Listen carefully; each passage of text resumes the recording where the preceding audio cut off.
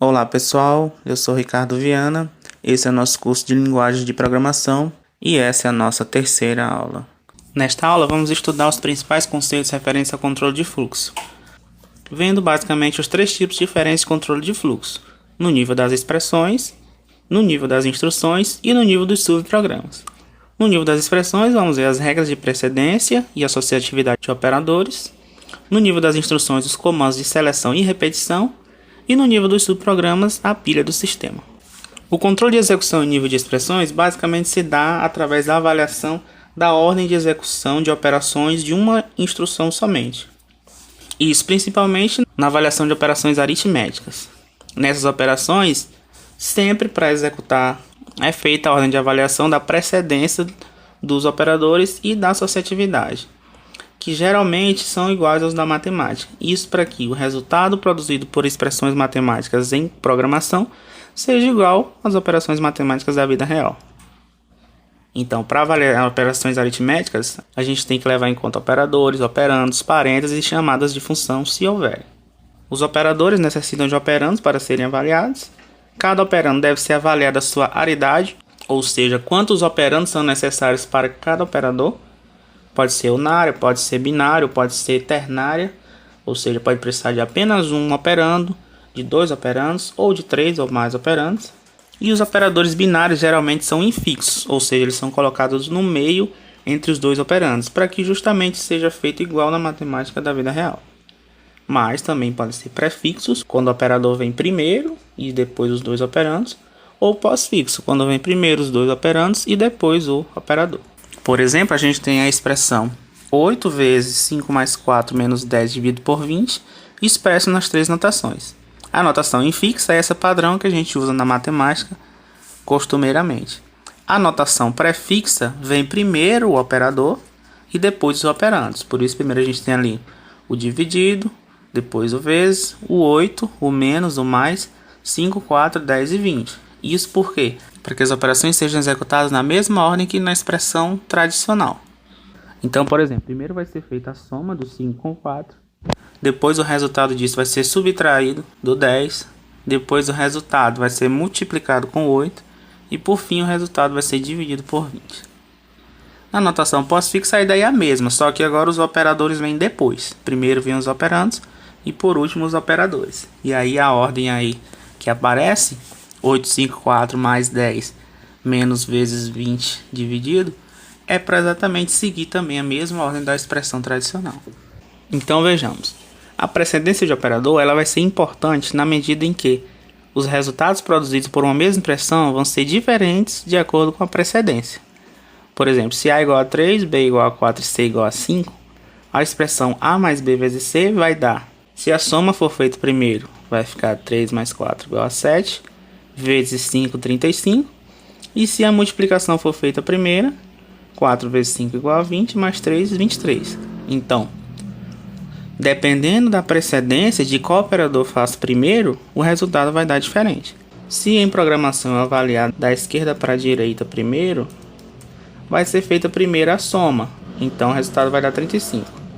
E se eu avaliar da direita para a esquerda primeiro, vai ser avaliado primeiro a multiplicação, portanto o resultado vai dar 23. Só que na matemática a gente sabe que não é assim, não é de um lado para o outro, nem do outro lado para o um. Existe a precedência, dependendo do operador ele vai ser feito primeiro do que o outro. No caso aí, a multiplicação sempre vai ter precedência sobre a soma. Então independente do lado que eu avalie, ela vai ser feita primeiro. Isso sugere que as linguagens têm que adotar a mesma regra de precedência da matemática, para que os resultados obtidos sejam os mesmos que a gente obtém na vida real. Aqui a gente tem alguns exemplos de precedência de operadores de algumas linguagens. Por exemplo, em Fortran tem mais precedência a exponenciação, depois a multiplicação e a divisão, depois somas e subtrações e por último as somas e subtrações binárias. Na linguagem C já é diferente. Tem mais precedência o mais e o menos pós-fixo, depois o mais e o menos prefixo, o mais e o menos unários, e por último a multiplicação, a divisão e a porcentagem, que é o resto da divisão inteira. Em ADA, primeiro o mais e o ABS, que é valor absoluto, depois multiplicação, divisão, o resto da divisão e o operador REM, depois os unários mais e menos e por último os binários mais e menos. Com relação à associatividade de operadores com o mesmo nível de prioridade, a gente tem que tomar uma decisão de saber qual é feito primeiro. Por exemplo, A menos B mais C menos D. Qual operação vai ser feita primeiro? Nesse caso, como os operadores têm a mesma prioridade, a gente vai escolher um lado para fazer a operação, da direita para a esquerda ou da esquerda para a direita. Tradicionalmente, a gente vai da direita para a esquerda, portanto, as operações são feitas na ordem que a gente lê mesmo. Em Fortran, a exponenciação é associativa pela direita e em ADA a exponenciação não é associativa. Então, se você tiver uma sequência de exponenciações, não dá para fazer associatividade. Embaixo alguns exemplos, de operações que são associativas pela esquerda. Em Fortran, multiplicação, divisão, soma e subtração. Em linguagens baseadas em C, multiplicação, divisão, resto da divisão, soma e subtração. E ADA, todos menos a exponenciação. Já as que são associativas pela direita, em Fortran a exponenciação, em C o mais, o menos, mais e menos unário, e em ADA só a exponenciação. A ordem de avaliação dos operadores só vai ter impacto se os operandos tiverem efeitos colaterais. Portanto, se os operandos não têm efeitos colaterais, a ordem não influencia o resultado. Por exemplo, o código aqui do lado. Qual o valor de x ao final do programa? A gente tem uma função que recebe um ponteiro para i, onde i é incrementado mais 5 e retorna 4. E aí na função main a gente declara uma variável x igual a 3 e chama x igual a x mais fun, passando o ponteiro para x. Ou seja, eu estou passando esse ponteiro vai ser incrementado, vai ser somado com 5 e depois vai ser retornado e somado mais o valor dele na expressão de fora lá no main. Qual é o resultado final dessa expressão? Se o mais for avaliado primeiro, o mais lá de fora, x mais fun, então o resultado vai ser 7. Ele vai pegar o 3, que já é o valor de x inicial, mais o 4 que retorna da função fun. Se fun for avaliado primeiro, então o valor dela vai ser 4, normalmente, mas o valor de x está sendo modificado para 8. Era 3 mais 5, 8. Então, o valor de fora vai ser 8, mais o 4 que está retornando da função vai dar 12. Isso porque o código dessa função fun está modificando o valor do endereço de memória que é passado. Como eu estou passando o próprio x, ele modifica o x para 5. E aí quando soma vai ficar x mais 5, dá 5 e 3, 8, mais o 4 que é retornado, 12. Então a ordem de avaliação só vai influenciar se essa função tiver efeitos colaterais. Se não tiver, não importa a ordem que foi executada, vai dar o mesmo resultado. Com relação à conversão de tipos, é importante perceber se vai haver perda de informação ou não, porque a conversão pode ser de estreitamento, quando o novo tipo não comporta todas as informações do interior. Por exemplo, se eu estou convertendo de double para float, os dois tipos são ponto flutuante, só que o double consegue armazenar o dobro de informações do float. Então, quando eu converto, eu estou fazendo um estreitamento. Eu posso perder informações desse double. E também pode ser de uma conversão de tipo de alargamento. Nesse caso, o novo tipo armazena todos os valores do original e ainda sobra espaço. Por exemplo, quando eu converto de int para double. O double ele consegue armazenar todos os valores do int e ainda cabe mais informação. E ainda essa conversão pode ser explícita ou implícita. E aí o programador deve escolher a melhor forma para tornar seus programas confiáveis. Como a gente viu na aula anterior, essa conversão pode ou não perder informação. Então o programador deve conhecer os tipos para poder escolher o melhor deles em cada caso. Temos ainda as operações em modo misto, onde os operandos podem ser de tipos diferentes. Então eu posso, por exemplo, somar um float com um inteiro. A nível de circuitos isso não é possível, né? Dentro dos circuitos do computador não é possível misturar os tipos. Portanto, um dos valores deve ser convertido, porque eu só vou conseguir executar no circuito a operação com os tipos iguais. Por exemplo, 4.0 mais 3. Estou tentando somar um 4 real mais um 3 inteiro. Nesse caso, o 4.0 é convertido em inteiro para somar. E aí eu perco a informação da casa decimal. Nesse caso, como é 0, não tem problema. A soma é efetuada e o resultado dá 7. Nesse caso, efetuou-se uma coerção. E claro, também eu sempre posso fazer uma conversão de tipo explícito. Eu forço uma variável de um tipo a ser convertida para outro tipo. Geralmente o novo tipo vai entre parênteses. Por exemplo, em C a gente faz int i igual a int entre parênteses, convertendo esse 4.0 para inteiro. Isso aí a gente chama de cast, como a gente viu na aula passada. Por fim, temos também a avaliação curto-circuito, que é importante para que o compilador não precise avaliar a expressão completa. Então, se eu já sei que um pedaço dela vai determinar o resultado final da expressão, não é necessário avaliar a expressão toda, né? Basta atribuir já o resultado direto. Por exemplo, 19 vezes x vezes y dividido por 123 menos 32. Nessa expressão, se o valor de x for 0, o resultado é independente de qualquer coisa, porque eu estou multiplicando por x. O x sendo 0, o resultado é 0, é lógico. Nesse caso, é difícil de ser detectado, porque vai depender de um valor de uma variável, de uma entrada do usuário. Então, dificilmente esse tipo de avaliação curto-circuito é realizado. Mas, por exemplo, se eu fizer um teste lógico, x maior que 0 and y menor que 0, se o x for menor que 0, já vai dar falso a primeira condição, e o resultado da expressão como um todo já é falso. Então as linguagens detectam isso e otimizam para você a execução do seu programa, não precisando avaliar toda a condição para já dar o resultado da avaliação. Então você economiza vários passos na interação também. Por exemplo, índice igual a 0 e while índice menor que o tamanho e lista índice menor ou igual a chave. Como esse índice já é menor do que o tamanho, então não executaria nenhuma vez, nem testaria o restante da interação. Já daria falso e a repetição terminaria. Temos também o controle de execução em nível de instruções. Normalmente a gente sabe que as instruções são executadas em ordem sequencial. Então as instruções vão uma após a outra na sequência natural até que haja alguma instrução de desvio. Então esse desvio pode alterar a execução normal das instruções. Esses desvios podem ser explícitos, quando eu coloco um desvio direto, independente de condição. Por exemplo, o comando goto, que acaba por dificultar a legibilidade dos programas, onde eu chego na instrução e simplesmente digo vá para outro lugar no meu programa. E também o if do Fortran, como um exemplo aí. If, onde eu passo uma expressão como condição e 3 rótulos. E aí vai desviar para o rótulo correspondente dependendo da condição. Para o primeiro rótulo se for positivo a expressão, para o segundo se for nulo e para o terceiro se for negativo.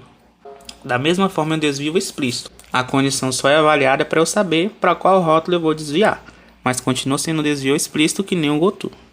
Já os comandos de seleção são desvios implícitos, onde eu executo condicionalmente um comando, escolhendo alternativas de acordo com o resultado de uma expressão. Pode existir cláusulas else ou else if, produzindo uma espécie de pente, várias condições sendo testado em cadeia. A sintaxe varia um pouco de linguagem para linguagem e existe ainda o comando switch, um atalho para você fazer vários if, else if juntos. É equivalente a ifs aninhados. Então, quando você usa um if, você está testando a condição. Se ela for verdadeira, você continua na sequência natural. Se ela for falsa, você vai fazer um desvio, que pode ser para fora do if ou para um else, se tiver só o else, ou ainda o else if, para testar outra condição e aí fazer novamente esse processo. Então você está desviando o fluxo natural da execução, testando uma condição. Mas diferente do desvio explícito, esse desvio é controlado, que não prejudica a legibilidade dos nossos programas. Temos também os comandos de repetição, a execução interativa de instruções, que agora vai fazer com que um determinado conjunto de instruções seja repetido várias vezes, fazendo um desvio para voltar à execução e repetir uma parte do programa. Então o conjunto de instruções pode ser executado 0, uma ou mais de uma vez. Então a gente tem uma construção de interação, onde eu tenho uma instrução de interação que controla a repetição, mais o corpo da repetição. Podem ser controlados por contador, por uma expressão booleana ou uma combinação dos dois. Nas linguagens funcionais, essas repetições elas existem através das recursões. O controle dessas repetições pode ser feito antes da repetição ou depois da repetição. E a gente tem como exemplos básicos desses loops o while, onde o controle é feito antes, o do while, onde o controle é feito depois, o teste da condição, assim como o repeat until, a condição é testada depois. E como exemplo de loop controlado por contador, a gente tem o for, onde através de um contador a gente vai dizer quantas vezes a repetição vai acontecer. E temos ainda a repetição indefinida, que é o comando loop, que existe em algumas linguagens. Você repete indefinidamente um conjunto de instruções, e dentro da repetição ela deve ser terminada em algum momento através de um comando, por exemplo, um exit, em linguagens como ADO e Modula 2. Se não, claro, vai ficar num loop infinito, sem terminar nunca ali dentro. O terceiro tipo de controle de fluxo é em nível de subprogramas.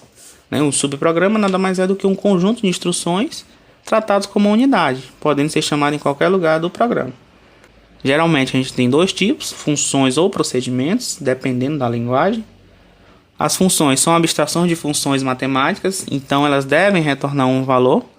E os procedimentos são abstrações de um comando, é como se fosse um comando só, que você chama para fazer alguma coisa, mas que não retorna valor nenhum. Os subprogramas eles têm um único ponto de entrada. A unidade que chamou um subprograma ela é suspensa, ficando ativo só o subprograma. E quando o subprograma termina, o controle volta para a unidade que chamou no ponto em que foi chamado e continua a execução normalmente daquele chamador. Como principais componentes a gente tem a definição, que é a interface de comunicação, ou seja, os parâmetros que eu preciso para chamar o subprograma, mais o retorno que ele vai me dar depois que for terminada sua execução. A gente tem a chamada, que é a solicitação que o programa seja executado, em que ponto do programa eu estou chamando aquele subprograma. A gente tem o perfil, que são efetivamente os valores que eu coloco para chamar o subprograma. E aí eu tenho a quantidade de valores, a ordem que eu preciso colocá-los e o tipo dos parâmetros que eu tenho que colocar. Temos também o protocolo, que é o perfil mais o tipo de retorno, se houver, se for uma função, se retornar um valor. E o cabeçalho, que é o tipo do subprograma, mais o nome do subprograma, mais o protocolo, se houver. Os parâmetros do subprograma são passados geralmente entre parênteses, são declarados no cabeçalho do subprograma e são a forma de comunicação com o chamador. São a forma que quem está chamando tem de passar os valores para dentro do subprograma para ele atuar. Os parâmetros formais são os que a gente declara no subprograma, indicando o que eu preciso para chamar aquele subprograma. E os parâmetros reais são os valores que eu realmente passo na chamada do subprograma. Então, os parâmetros reais estão vinculados aos parâmetros formais. Os valores que eu passo na chamada vão ser jogados para cada parâmetro formal que é declarado no cabeçalho do subprograma. Sendo assim, existe uma correspondência biunívoca entre os parâmetros formais e os parâmetros reais. Ou seja, eu vou ter que ter a mesma quantidade de parâmetros formais e reais, eles têm que estar na mesma ordem e eles têm que ser dos mesmos tipos. Algumas linguagens permitem parâmetros de palavra-chave. Por exemplo, em ADO, eu posso dizer palavras-chave e indicar o valor de cada um para serem os parâmetros do meu subprograma. Já C++ e Fortran permitem valores padrão nos parâmetros. Então eu digo um valor padrão no parâmetro e aí eu posso não passar esse valor e a função vai assumir aquele valor padrão como valor inicial. Para que esses parâmetros sejam passados para o subprograma, a gente tem diversas formas diferentes de fazer. Primeiro, a passagem por referência, onde o subprograma tem acesso aos próprios argumentos. Então, o subprograma vai ter acesso ao endereço do parâmetro real que está sendo passado. Sendo assim, qualquer modificação nesses valores vai refletir fora do subprograma. Então, se eu modificar dentro do subprograma um valor passado por referência, essa modificação vai refletir na variável de fora que eu usei para passar para o programa. A linguagem Pascal, por exemplo, restringe a somente variáveis. Então, quando eu quero passar um parâmetro por referência, eu tenho que passar uma variável e tenho que usar a palavra-chave var na declaração desse parâmetro formal do subprograma. Outras linguagens não exigem que seja assim, mas geralmente protegem constantes de modificação. Se eu passar uma constante como parâmetro, mesmo que seja por referência, ele não seria modificado. Temos também a passagem por valor, onde apenas o valor que eu estou passando fica disponível para o subprograma. O parâmetro de fato é apenas uma variável local. Mesmo que eu modifique aquela variável dentro do subprograma, não vai acontecer nada para fora. As modificações não vão refletir nas variáveis reais que eu estou passando. A linguagem C, por exemplo, só disponibiliza esse tipo de passagem. Mas aí a gente pode simular uma passagem por referência, passando ponteiros como parâmetro para as funções e aí sim modificar seus conteúdos.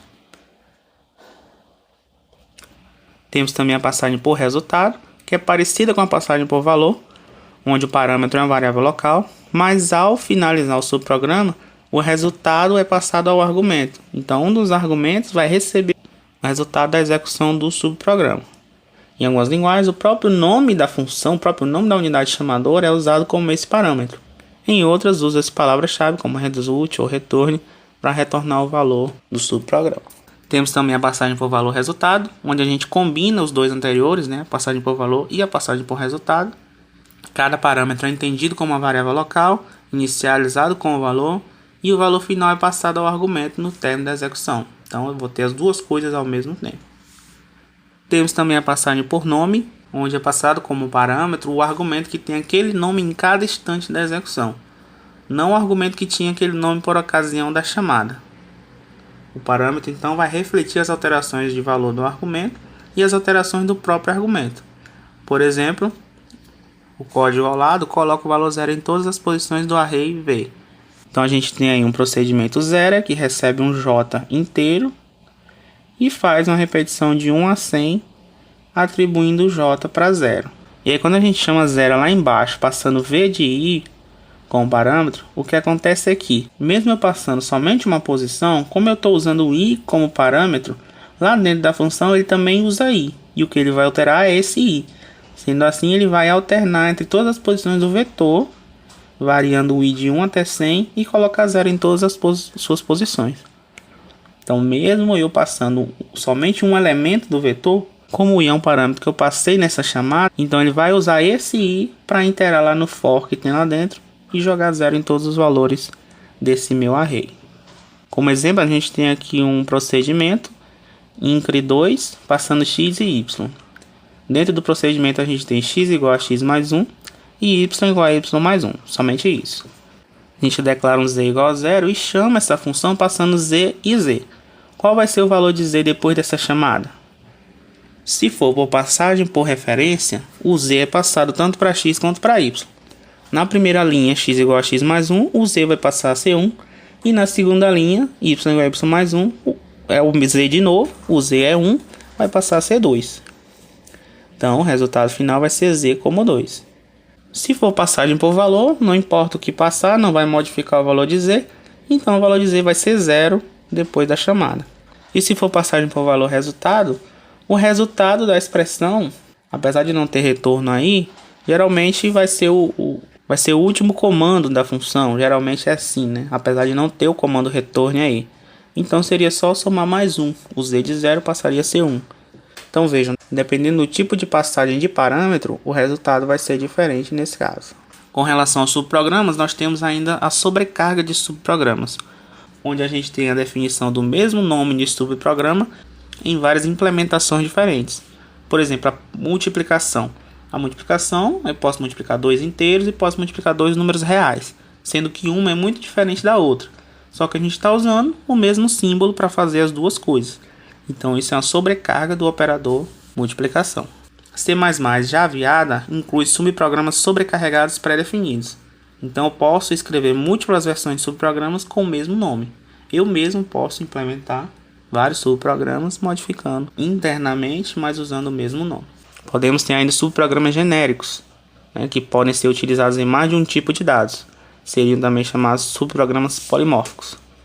É mais ou menos como a sobrecarga, só que eu poderia usar para diferentes tipos de dados. A sobrecarga comum é só eu ter várias implementações do mesmo operador e poder usá-lo com tipos diferentes. Aqui não, aqui eu vou ter o mesmo subprograma genérico operando com vários tipos diferentes de dados. E por fim nós temos também as corrotinas, que são tipos especiais de subprogramas. Nesse caso não existe relação de mestre e escravo entre os chamados. Geralmente a gente está vendo que o chamador é o mestre e o chamado é o escravo. Quando o chamado termina, ele volta para o chamador para ele continuar a execução natural dele. Nas corrotinas não, elas são independentes umas das outras. O que vai acontecer é que existem vários pontos de entrada que as próprias corrotinas controlam, onde uma chama um pedaço da outra, depois volta para continuar a execução da outra. Uma unidade mestra qualquer do programa inicia as corrotinas e aí uma vai chamando a outra, conforme a gente vê nesse gráfico. Uma unidade mestra chamou a A, determinado ponto, corrotina A chama a B, e aí a B executa, depois vai para A, e vão se alternando até que termine. Quando terminar, voltam para a unidade mestra que chamou a primeira.